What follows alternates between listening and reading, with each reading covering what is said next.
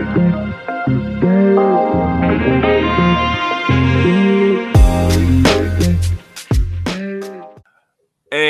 welcome to another edition of the Bullheaded Podcast. I'm your host, per usual, here with Zoo and P-Bush. How you guys doing? Doing well, man. Zoo talking pre-pod. Just came back from Italy, and you're about to head out that way. Beautiful country, beautiful people, man. Beautiful food. Can't complain, man. Except the only thing is, you're out of the loop on all American sports, man. So you can't keep up. Not that there's that much going on right now, as we've kind of hit that lull of the summer in American sports complex. But man, they just talk about soccer. Sorry, European football all the time, man. And I'm just sitting here like, I enjoy watching it, but I don't know jack shit about it. So glad to be back in America, man. It's fun to leave the country every once in a while, but I needed my own bed. That's all I wanted, man. For sure, man. I'm looking at the date, man. It's the 27th, man. I'm leaving in 2 days, man. Thursday night at Mid-Eye, man. It's a red-eye flight, man. Ooh. It's going to be a long night. I'm going to be sleeping the entire time, man. I don't even know how many hours the flight is. At least it's a direct flight, man. But Jesus Christ, man. When I woke up today, one of my eye was a little fucked up, man. They wouldn't let you in, man. I woke up. You know when you wake up and you're a little tired, you can't open up your eyes, man. Yeah. But I'm like, okay, this is a little too hard to open up one of my eyes. I look at the mirror, man. This left eye right here was swollen and red. I'm like, oh shit, I can't go into work like this, man. Looking like a buffoon, man. Yeah, I was like, man, I was calling that weekend, man. Huh, nothing, man. Dude, legit. Hear about that? No, legit. You know what? I've been grinding on work, man. It's been 7 days straight of working. I work both Saturday and Sunday. Eyes, man. Dude. I was telling my roommate last night, man. I was like, my eyes getting a little hurting a little last night, man. It was like 12 o'clock and I was still working. I woke up this morning and got rewarded with a swollen eyelid, man. I'm just like, Jesus Christ. Called the doctors, man. I'm like, yo, K positive. Like, you ain't infected. You good to go. Get some eye drops. Put a towel on your head, and now it's like looking a little normal again. Even though it definitely doesn't feel normal. It definitely doesn't feel normal, but it looks normal. Your mind said, "I don't want to see what the Bulls did in the draft, man." So I was just about to bring that up. That's it, man. Just shun your eyes. Don't even look. He was reading those Julian Phillips stats that was at Tennessee when he was playing for the Tennessee Volunteers. Man. That's what he got. Derrick Jones 2.0. Pretty much. But the draft, speaking of that, happened last week, and it was a lot of trades and a lot of scenarios and people prognosticating what they thought would happen. And for the most part, the first couple of picks kind of stayed true to form, even though Charlotte may disagree with that because I would say they was a little disappointed seeing Scoot or Brandon Miller go to the Hornets and Scoot going to Portland. So I wanted to ask the guys, just an overall feel for what they saw in the draft. And P-Bush, you can go ahead and start this one.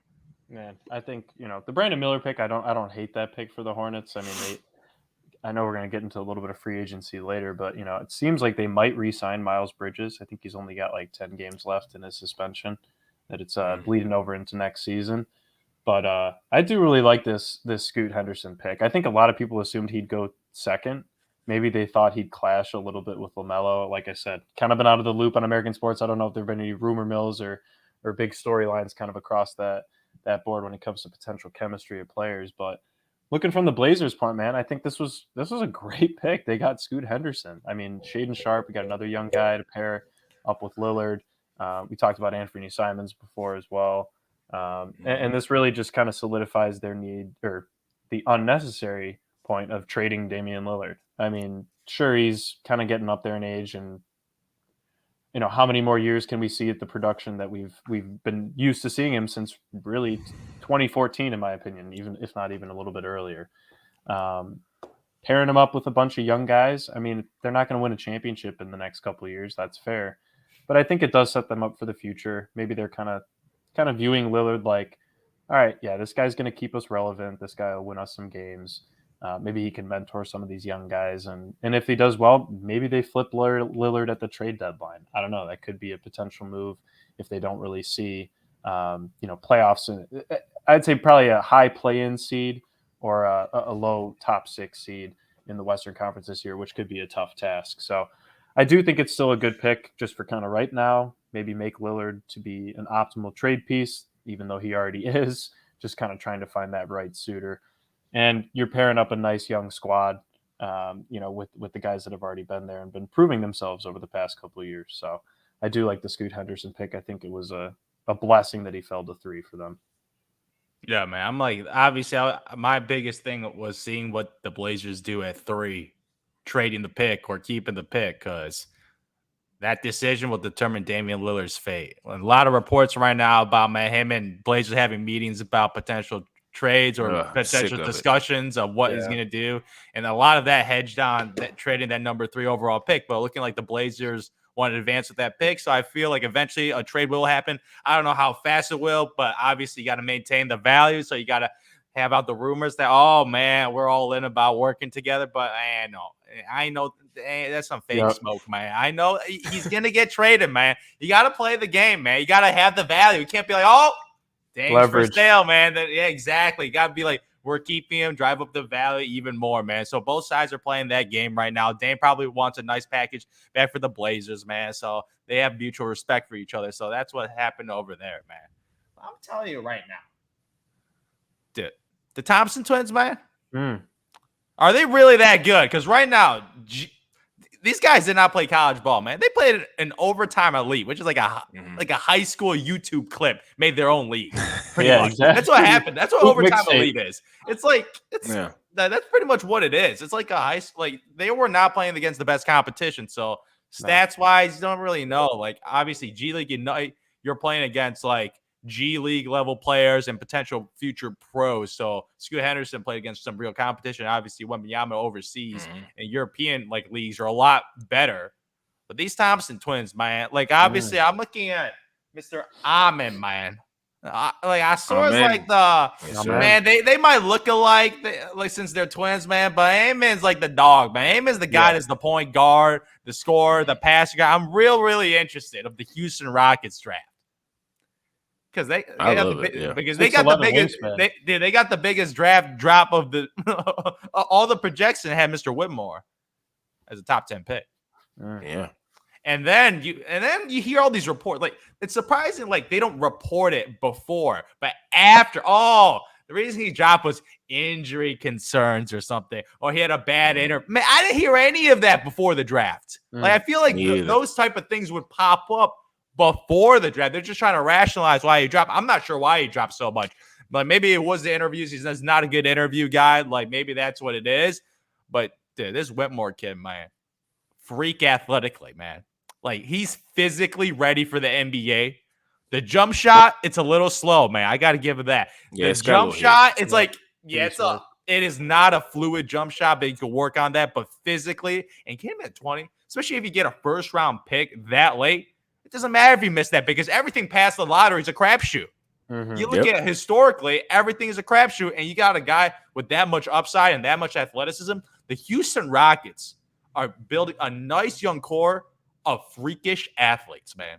Like you look at the entire, you go from the Thompson twin to Whitmore to Jalen Green to Jabari Smith. Like the only guy that's not a freak athlete is Sengun, but that guy's one of those like in the Jokic mode, man. He's like the center that loves passing the ball. I'm doing that. So I'm like, you got these freak athletes playing with these young guys over there. And this year in free agency, they're going to be more aggressive trying to win because they don't own their draft picks. But yeah, I don't know about that. But man, this young core, you got to, this young core right now that they're building right now is really, really interesting. And I'm excited because they got a real head coach and then Ime Udoka, who's a real head. Like, all respect to Silas, man. That guy looked way over. Like he ain't no head coach, man. No, he ain't no head coach, man. Even like he's also scrawny looking dude too, man. I'm just like that dude's skinnier than me. It goes through with the personal shot. That dude's skinnier than me. I'm telling you, you see Silas, man. Silas in a shirt, man. He does not fill up an extra small, man. Jesus Christ, that dude ain't getting no respect to the NBA players, especially with these dogs on Houston H-Town. He just complained about my opportunity. He just jack shots all the time, man. I watched him play. Nah, exactly. Now they got a real guy in Ime Udoka who knows how to discipline his players, who has the respects of NBA players. Like he had the respects of Marcus Smart, Jaylen Brown, Jason Tatum. Like he got that respect from those guys. So you get these Houston kids, man, because they all kids, man. Get the respect. Super young, too. Yeah. Super like young. Obviously, like The problem with a team this young, man, everybody gonna be trying to get buckets, man. Like the whole thing with Porter Jr., that's the point guard. That dude loves getting buckets, man. You put in a Thompson Twin, that guy might try to. Well, they're probably gonna be fighting for a starting job. Porter might have to go. Yeah. Seriously, like based on like contract situation, there's gonna be a lot of misaligning incentives right now because a lot of these young guys are trying to prove themselves to get the bag. So obviously, winning is not priority number one. Getting your numbers, getting nice advanced stats to show your general manager that I am worthy of a big extension. So like that's gonna be a huge hurdle. But I think Ime Udoka is the right man for the job. And I'm excited to see this Houston Rockets team because even though they don't have that many wins, the young talent on this team is impressive. Like there's some bad teams in the NBA, but all of them have an interesting collection of young talent, which is really, really exciting for this deep NBA right now. So what the Houston Rockets did in the draft, man, was the most exciting thing I've seen. And they just need to get him to mesh. I think Udoka's, I mean, he's a guy you bring in, even though he's only had 1 year head coaching experience. Went to the NBA.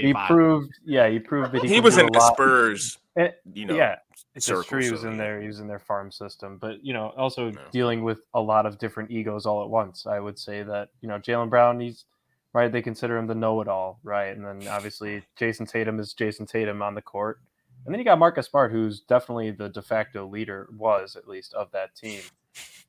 And that's always going to be an ego because that guy's usually going to whoever, and Draymond, same kind of thing, right? They think that they know better, and I think Udoka, he learned from that, handled it well, and now he can apply it elsewhere.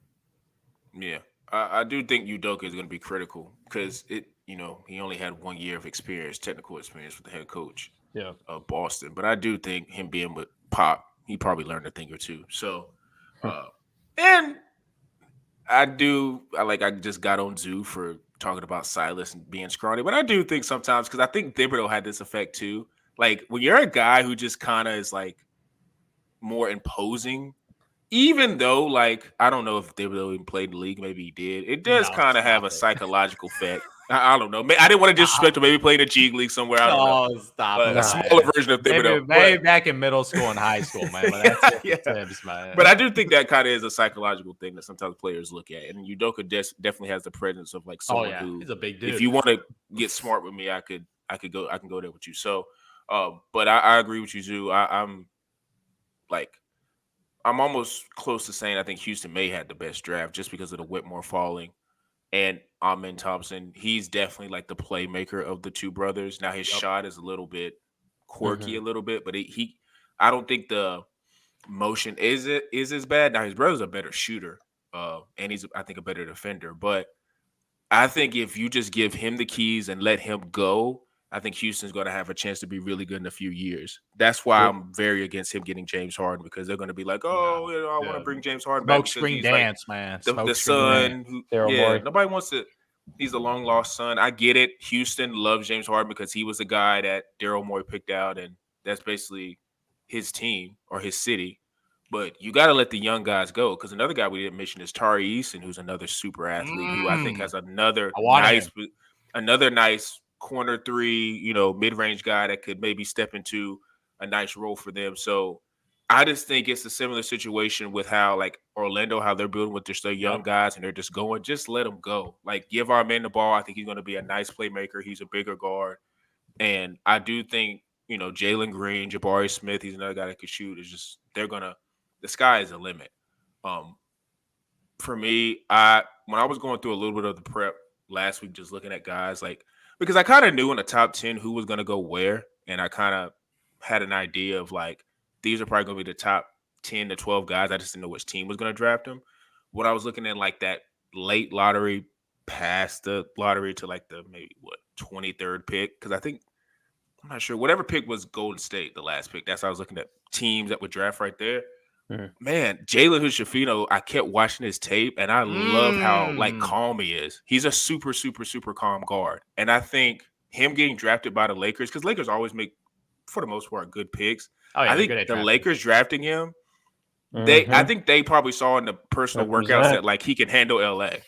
Yeah. Like there's certain guys, like I think everybody in the first round can go. They can all get buckets. They can all, be a specialist on defense. They can shoot threes. They can do whatever. But I do think there's a certain mindset and a certain type of guy. Like, for instance, like Kuzma, I think was a perfect example. Like, even though he sometimes could be a wild card, I think he looked at playing in LA as like, this is not too big for me. Because I don't think Kuzma was from a huge school. Now he had the profile of a guy who could, translate to the NBA. But Hood-Schifino is a bigger guard. Darvin Ham, I feel like, had a lot to do with this pick because he likes defensive type of guys, considering his background. He's got a crazy wingspan. Free throw shooting is around 78%, which it's decent. But I think his shot, if you watch his tape, his shot is smooth. It's not a hitch. It's not quirky. It's a very nice release. So I think he'll be able to grow, not saying this year, but I think he'll be able to grow into a good shooter, spot-up shooter. And plus, too, I don't think this pick necessarily is does he fit around LeBron? I think this is a post-LeBron era because I think a lot of smoke, at least coming from LA side and other sources, this may be LeBron's last year. So, I mean, if you have a situation where Hood-Schifino actually hits his potential, then you got a backcourt of him and Reeves. I really like that. You know what I'm thinking with him, Sean? I think they might let D'Lo walk. Probably. I know. I'm not saying I'm not. Oh yeah, that's probably. been made after that Western Conference Finals performance, man. 6 points. And I'm not saying I do think D'Lo's getting destroyed. He was good in the first 2 rounds. He just was bad in the Western Conference Finals and lost to the champion. I don't know about good. I'm not paying him crazy money, but you're right. Well, brother was making $30 million, man. He was worth closer to 3 to 30. It reminds me a bit of the Celtics situation, right? Where we were talking. Obviously, if you take overall talent, the Celtics had a much better guard rotation, especially with the upcoming of Derek White, right? We talked about Smart, Brogdon, Derek White, and how they were going to have to kind of make a decision. It shocked me a little bit. I mean, you could obviously probably get more for Marcus Smart, but trading him, I'm not saying that Jalen Hood-Schifino has already earned his spot within the rotation, but I think the Reeves, D'Lo, and JHS combo, they might have to end up picking, one, especially if they have to pay Reeves this summer. So, maybe they're thinking, have to pay and honestly, Hood-Schifino is just a much better decision maker when it comes to playing point guard than D'Lo is. I mean, man, D'Lo, he's got to be one of the streakiest shooters. Oh yeah, when he's off, he's god awful. Yeah, it's just ridiculous. But yeah, man, I think it was an interesting draft. I'm curious to see what teams kind of do to fill up the rest of free agency. But Zoo, is there any free agent signing you're kind of eyeing right now, man? Yeah. After the draft, man, the Chicago Bulls didn't do much in the draft, so I'm looking forward to free agency. All they get is my boy Adamo Sanogo out of UConn, baby, 2-way contract, man. That's all the Bulls got. Former college basketball, of course, they national champion, finals MVP, Adamo Sanogo, man. AK, know what's up, man. The UConn boy, yes, sir, man. I've been talking about that dude. That's an NBA player, and now he gets an NBA or 2-way contract, man. He deserves it, man. I'm excited for him to get the opportunity because he's really better than a lot of the bigs, I would say, in the NBA right now, man. A lot of the bigs. He's a skilled big man. So he's a low-key draft signing for the Bulls, man. Welcome to the 14th man on the bench, man. You're digging for gold right now, Zoo, man. That's all you're doing. No, I'll tell you, man. I watched Sanogo play 6 games, and I'm sold, man. I'm eating it all up, man. I'm like, who the heck is this dude, man? What a great backup center. Oh, what a great signing by the Bulls. No, he got a little yoke in him, man. He got a little passing, man. Got a little nice passing skills, man. Right, now he's getting blasphemy. It is a little bad. Just a little, man. Just a little. Maybe a bootleg version of, man. You know what? Bismack Biyombo, man. Oh, stop. Biyombo got 0 skills. Was lasting in the league for a while, so I give him credit for that. Way longer than I thought he would ever. I forgot he was in it 5 years ago, and then he just showed up. He might be critical for the Suns next year if they end up getting off for certain people on that team. Looking forward to free agency, man.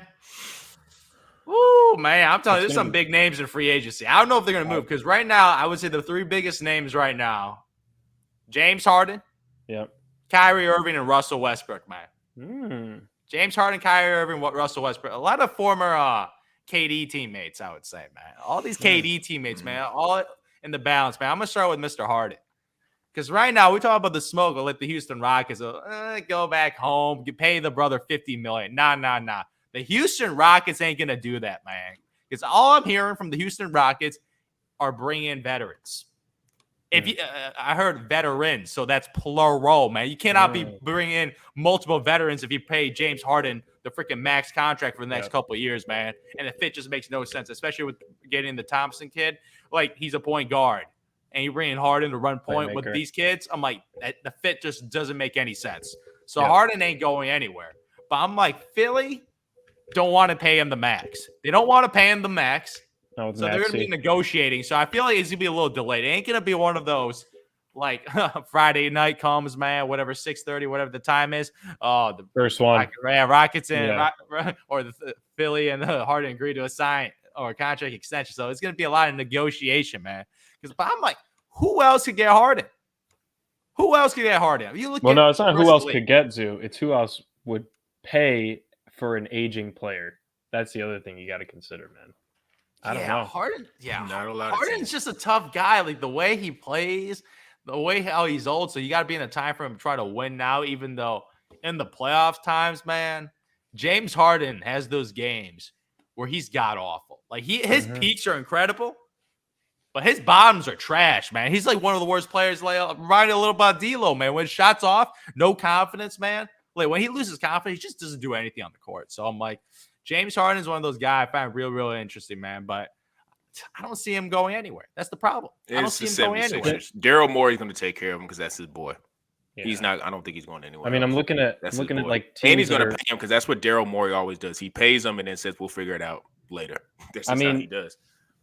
Are the Clippers going to be able to unload any contracts this year that would free up enough space to pay a potential big three with PG, Kawhi, and Harden? I mean, because you're looking at like win now teams that need to make a little bit of an adjustment to get them back in like the full swing of championship run.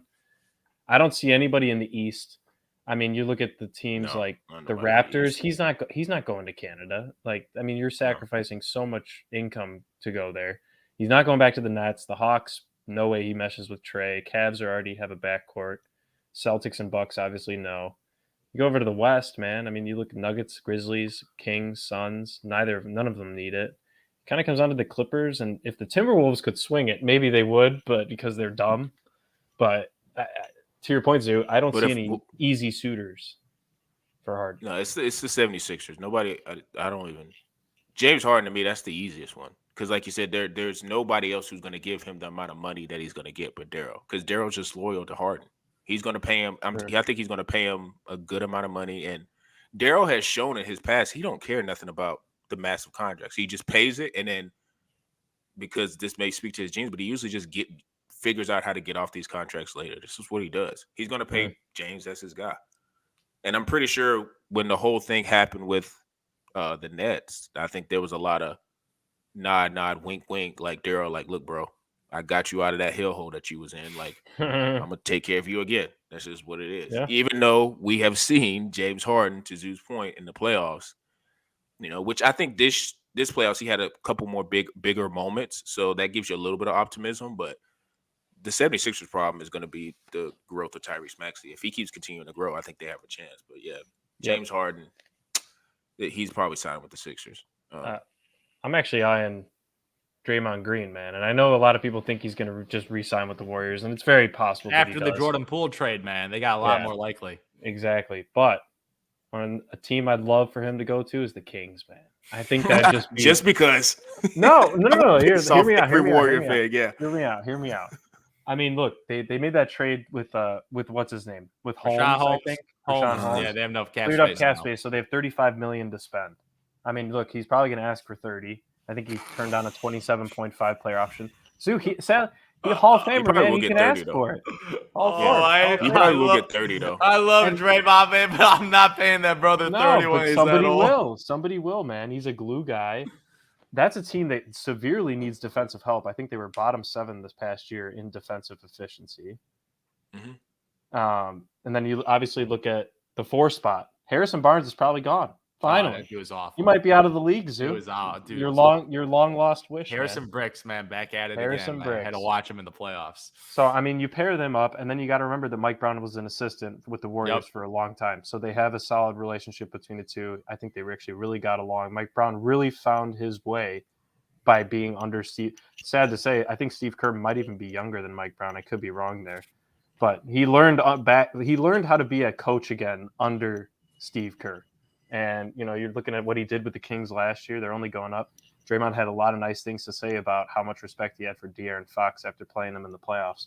I'm not saying it's going to happen. I do think he'll probably stay home. Once again, pretty loyal guy to the franchise that, quote, took a chance on him, right? Coming out of college, he was not the player that we seen really since their dynasty run.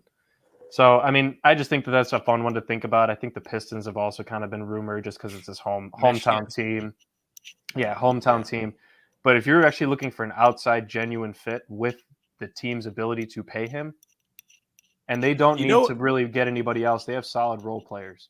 So if they could just put a lot of that money towards Draymond, it might be a nice move. You know what I think, outside of just the Kings doing it to be funny, I do think that the reason why Draymond opted out was just to, like, you got to also remember he's represented by Clutch. So all this, and I hate always saying Clutch because every agency does this, but it's just a leverage pool. Because I do think, to Zoo's point, it's like with this Draymond deal, we all know it's on the back end of this deal, it's just not going to be pretty. There's a lot of players we can say that about, but I think Draymond more than anybody, it's just not going to be pretty on the back end of this deal.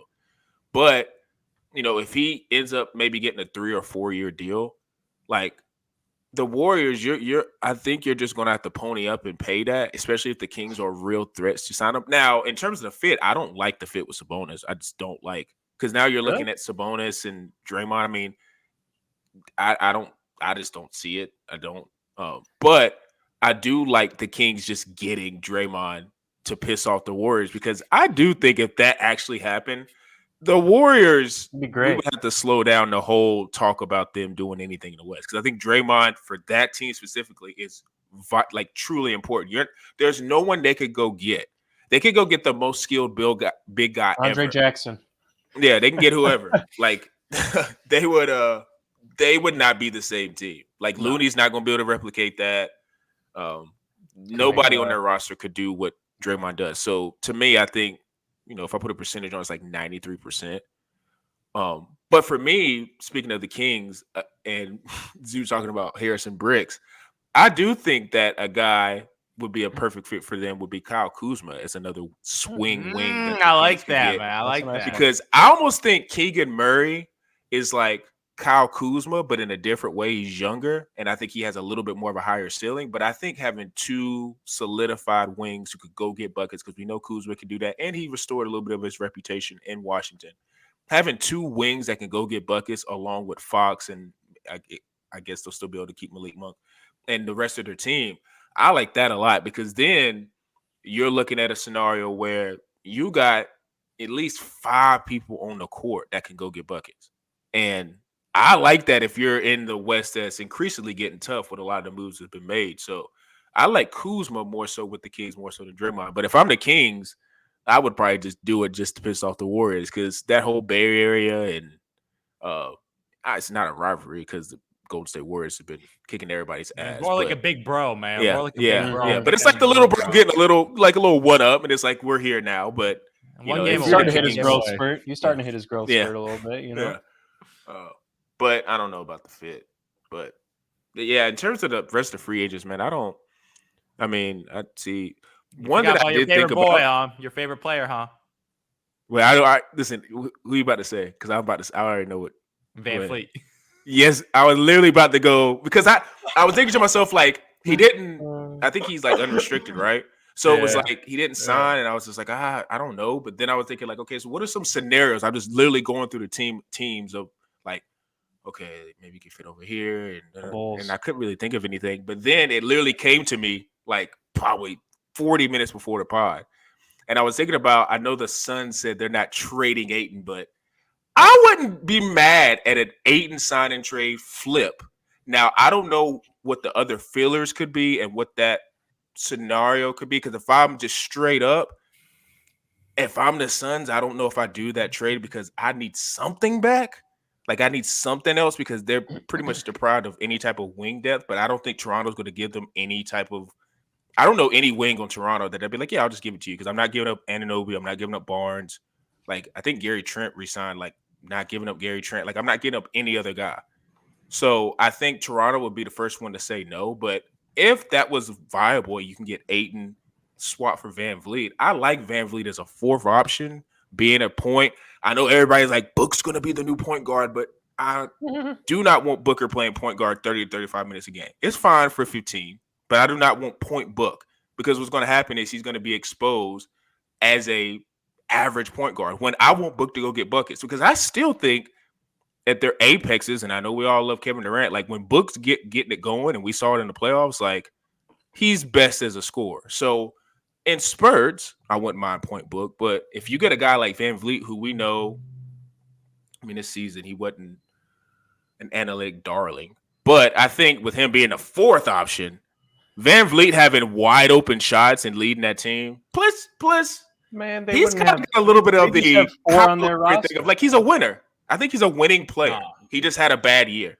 I think he's a winning player. I don't know about that winning player, man. He's a As nice the fourth option. I think he's an overachiever in the NBA after being undrafted. Great, cute Cinderella story, man. But I don't want a 6-foot guy shooting 39% starting on my team, man. That's just me. Is that an outlier? Is that what he normally does, though? That's what he normally does. He usually shoots below 40% for his career, man. So that's what he does, man. Awful. And I think it goes up with three. You're playing with 3 all-stars. You got to remember that. He's not the second option. Yo, I mean, but after the fourth option, what's their fifth and sixth? Do they even have players to Bismack Biyombo in campaign? Jock Landau, man. Jock Landau. Dude, they're just going to have to. Torrey Craig. Oh, my God. Yeah, Torrey. I actually like Torrey Craig. Shout out to my boy D. That's his homeboy. But go ahead. I was going to say, they're going to have to play 48 minutes a game. Like, I swear to God. No, listen, you wasn't here when we talked about the Bill trade, but it's me. I think I made this point, but it's like, it's the classic, hey, I'm the new owner. Let me make a splash. That's all it is. Like, I don't think, because I told you, I don't think Kevin Durant and D-Book was like, better go get Bradley Beal or we're out of here. No. Like, I don't think they were saying that. So I think this was just more of a, let me just show I'm the cool new owner and let me do whatever. Because you even have reports coming out of there that James Jones was not really on board with that. No. He didn't even want to trade for Kevin Durant. And the owner. He didn't want to trade for Kevin Durant. It was until Ishbia came in. He pretty much like, let's go all in. Let's trade Bridges and everything. Man. Yeah. Yeah. Which I don't know why they want to sell tickets when you already got 2 major stars. Like, I don't know what. Yeah, Bradley Beal ain't selling any more tickets, man. That dude is not. I'm talking more about KD than anything. All right, KD absolutely, but Bradley Beal ain't. He ain't box office, man. He ain't sold tickets in DC in years, man.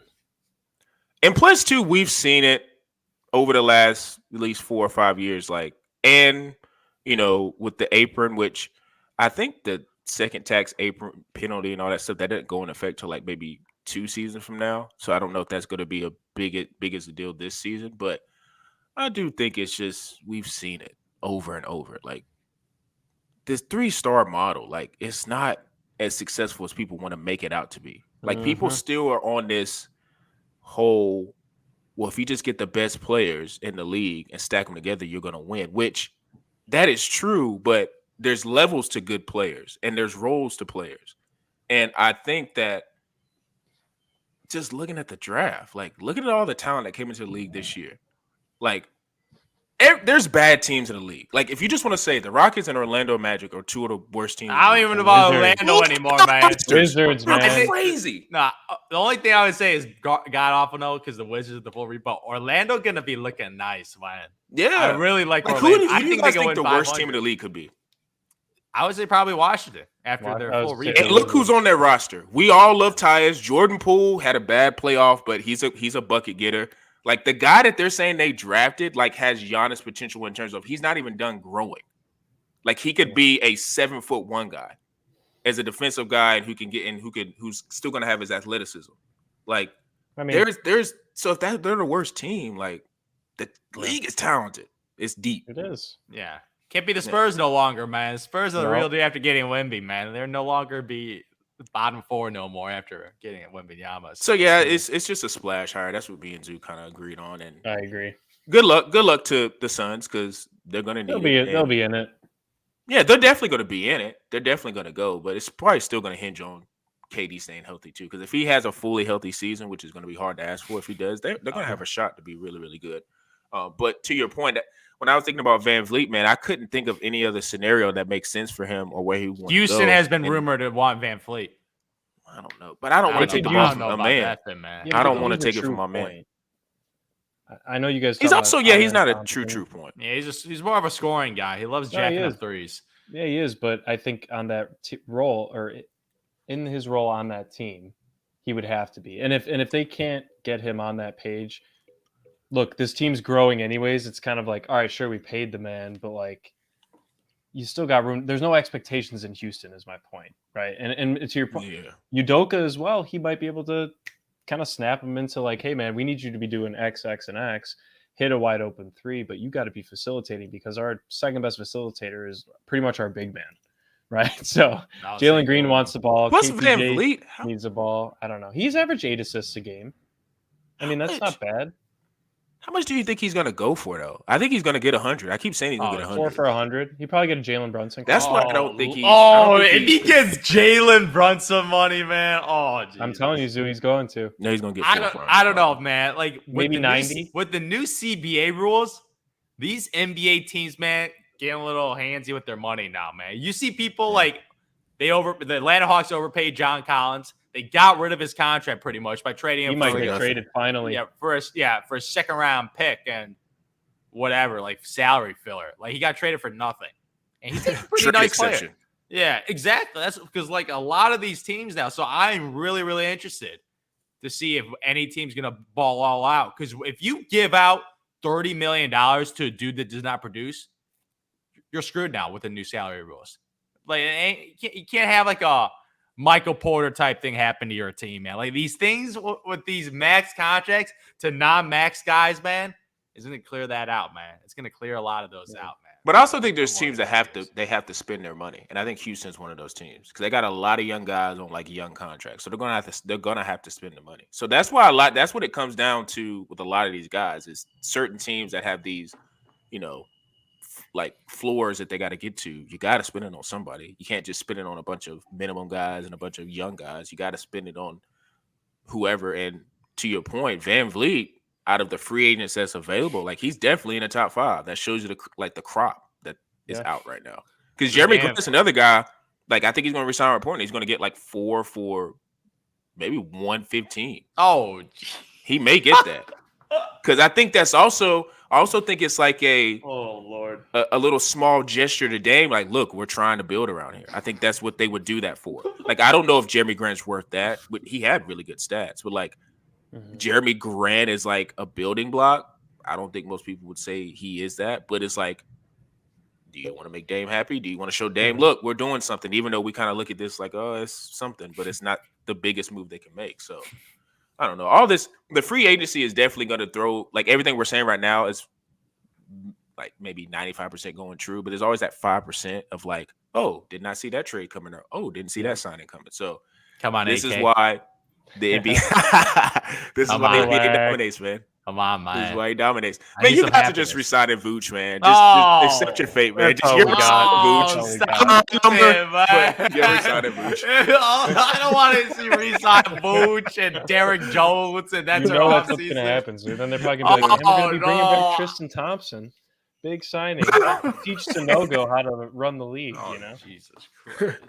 Hey man, look at it like this. You guys were ahead of the curve on DeRozan because everybody was like, "Why would you pay DeRozan that?" That worked out, and then you got burned with the Vooch. Like you can't win them all. That's how I look at it. Can't win them all. We didn't get burned with the Vooch. We got burned with the Lonzo knees, man. Well, that's just $20 million a year. Brandon Dude, we need legit. He got the Brandon Roy injury, so it's over. We need a point guard, and if our point guard turns out to be Van Fleet, I am going to be so disappointed. Right, if we give that brother over $25 million a year, man, I'm done. You know what? Let's just take Kyle Lowry's contract from the Heat. He's out of it. Dude, Van Fleet 25 a year. Stop. Jesus Christ, man. We are desperate, though. That's the thing. We are desperate. We got Pat Bev at point guard, man. Yep. That's what I'm saying. And he was our best point guard. He was our best point guard on our roster, Pat Bev. I don't think they do the Van Fleet. I hope just because you put this in the universe, there's no way you being the Bulls fan you are, they would do that. They wouldn't do that. But don't put it past there's going to be a lot of free agent signings that we're going to be looking into. Make sure you guys follow us on bullheaded_pod. I will be updating as fast as I can. Same thing with TikTok. Same type of videos I do on Instagram, Reels, TikTok. You know, the whole algorithm sometimes gets messed up, but I'm doing the same type of content. Make sure you also watch us on YouTube. Quantro knows I'm doing shorts probably 3 times a week on there, and I'm also trying to put a little bit of cutting clips and putting different type of videos up with different type of free agency moves. So make sure you guys tune into that. And for me, Zoo, and P-Bush, we are out.